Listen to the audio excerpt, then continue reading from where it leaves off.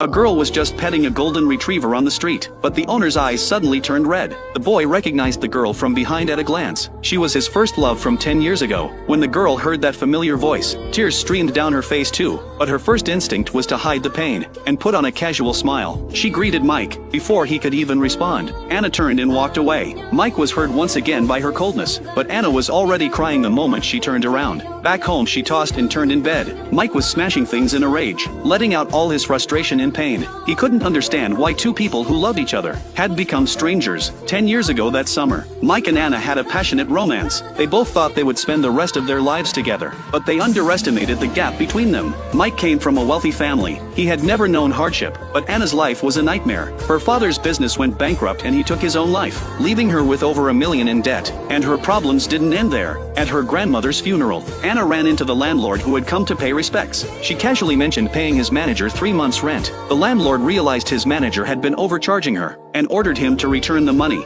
The manager thought Anna had ratted him out. He held a grudge. He brought people to Anna's house and destroyed everything inside. At the critical moment, Mike showed up. He called the police and had the manager arrested, but that only deepened the conflict. The manager later kidnapped Anna out of revenge. Luckily, Mike arrived in time and took the hit for her. Mike was rushed to the hospital. He survived, but Anna was consumed with guilt. And to make things worse, Mike's grandfather forced Anna to leave. He told her that staying with Mike would only bring him more trouble and pain. So after Mike recovered, Anna asked him to meet her in a field of flowers and broke up with him. She even lied that she had only been after his money. Mike was devastated. He swallowed his pride and begged her to stay, but Anna didn't waver. Her words got crueler each time, crushing whatever hope Mike had left. Mike finally gave up and decided to study abroad. That was the end of their love story. 10 years later, Mike returned to the city. On the same day he landed, Anna was also at the airport picking up a friend. One was outside, the other inside. Neither noticed the other, but fate wasn't done with them yet. Anna visited her old high school. She sat at her old desk, and all her memories with Mike came rushing back. She couldn't stop herself from walking around campus, looking for traces of him. Then a cloud of dandelion seeds floated by. Anna remembered blowing dandelions with Mike. She had no idea Mike had also returned to their school. They were separated by just one wall, blocked by a barrier. They didn't see each other,